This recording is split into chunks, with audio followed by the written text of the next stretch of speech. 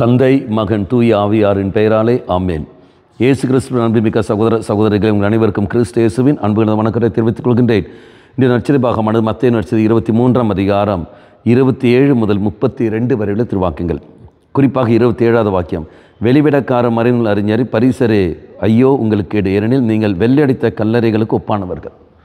அப்போ இறைவன் உங்களை மென்னியும் சொல்கிற வார்த்தை, வெள்ளையடித்த கல்லறைக்கு ஒப்பானவர்கள். நமக்கு தெரியும், கல்லறையில் என்ன இருக்கும்? எலும்பு கூடும், பிணம்தான் இருக்கும். அப்படி என்றால் நீ நானும் எப்படி வாழ்ந்து கொண்டிருக்கின்றோம்? பிணமாக இருக்கின்றோம், உணர்வற்ற நிலையில் வாழ்ந்து கொண்டிருக்கின்றோம். வெளியே மேக்கப் போட்டு நான் நடக்கின்றோம். வெளியே நல்ல ஒரு சென்ட்டு, குளிக்காமல் எவ்வாறு சென்ட்டு போட்டு நடக்கிறார்களோ அதே போல் மேக்கப்பும் சென்ட்டும் போட்டு நடந்து கொண்டிருக்கின்றோம். ஆனால் உள்ளுக்குள்ளே அழுக்கு அடித்து கொண்டு இருப்பதை யாரும் புரிந்து கொண்டதில்லை.